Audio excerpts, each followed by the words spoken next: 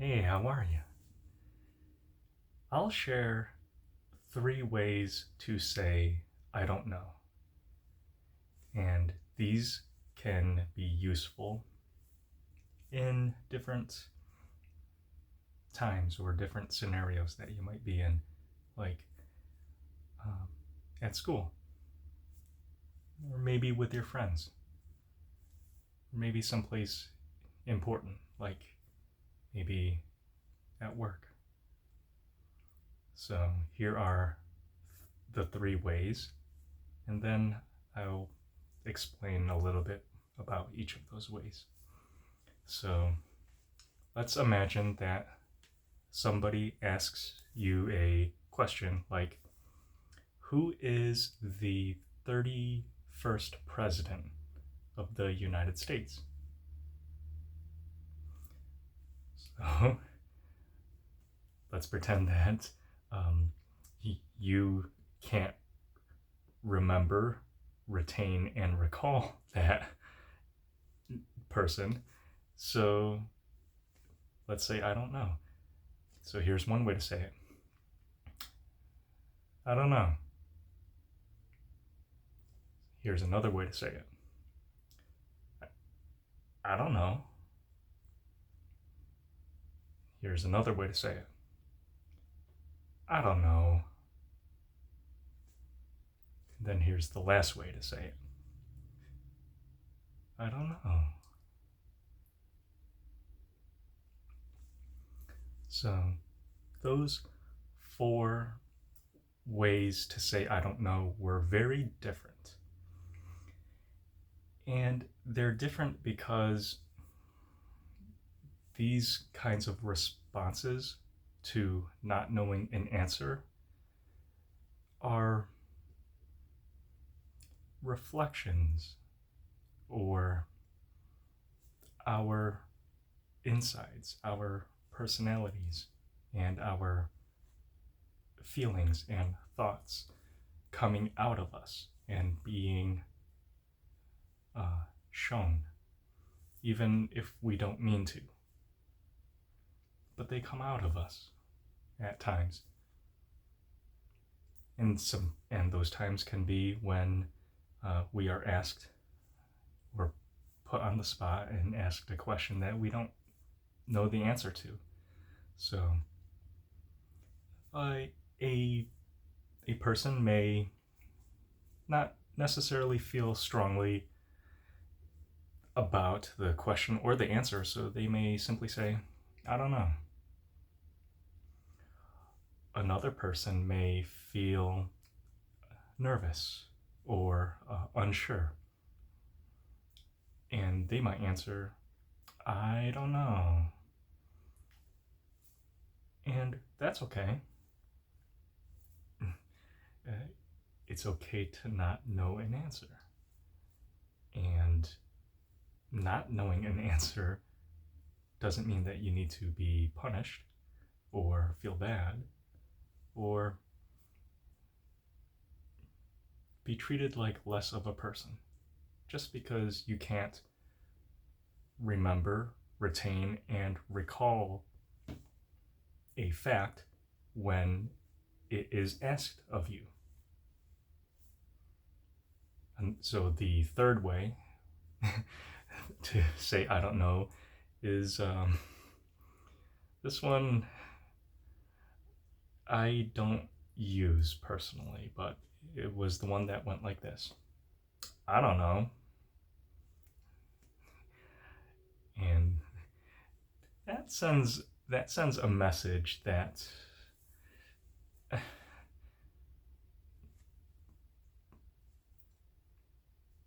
you might know the answer, you might not know the answer, but you're sending a signal to the other person that you're not interested in talking.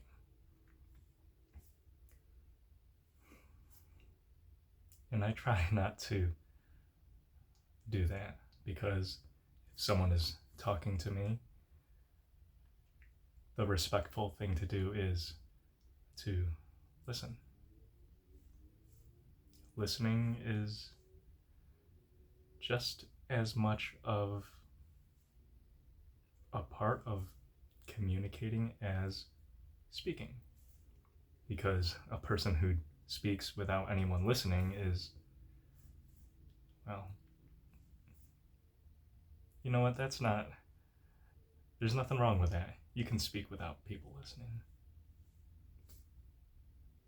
Okay, I got sidetracked. The last way is the way that I try to say I don't know. And I try to do this on purpose. I don't know. So, one, I let the person know and I indicate that I don't know the answer. And second, I am interested in knowing the answer. So I am valuing the time, the conversation, the moment that I'm getting to spend with another person by just being respectful. And so not knowing an answer or not knowing how to reply to someone, it doesn't have to be a quiz that you are being graded on and compared to others with. It can just be a conversation with people who just are there, living lives, talking back and forth. Sometimes questions, sometimes opinions, sometimes just observations about the world around us.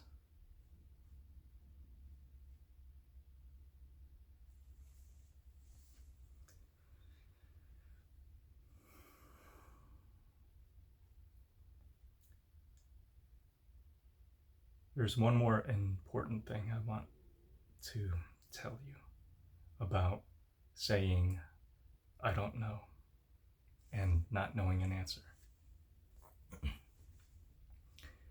And that is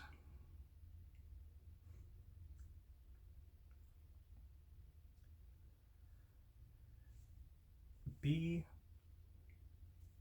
aware of how you think about yourself when you don't know an answer.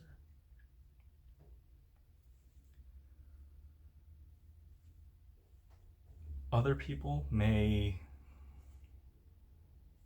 say and think, and if it's a teacher, they may grade you based on your answers and what you can retain and recall. But when it comes to you, a lot of times we can be the hardest graders when it comes to things we don't know.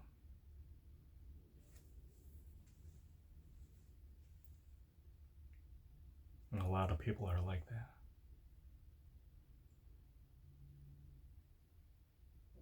You know who's like that? Me.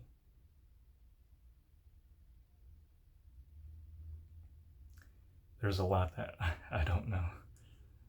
And the older I get, the more I'm okay with that. Part of it is because the older I get, the more I realize that it's just not possible to remember, retain, and recall all of the information that I have learned throughout my life. It's just not possible. But I've also learned that what is possible is sharing the important things I've learned that really matter and passing that along.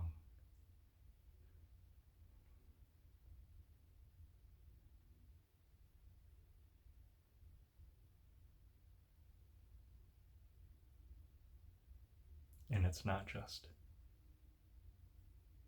knowledge and wisdom and answers to pass along.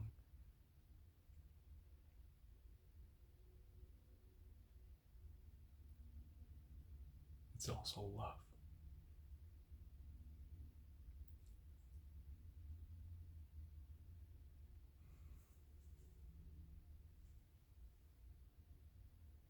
It's Herbert Hoover. Love you.